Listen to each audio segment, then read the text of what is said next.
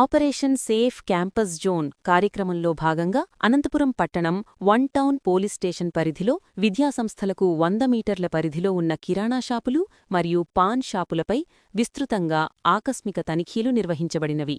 ఈ తనిఖీలను one town PS, sub inspector మరియు వారి సిబ్బంది, అలాగే ఈగల్ సెల్, అనంతపురం జిల్లా బృందం సంయుక్తంగా నిర్వహించారు.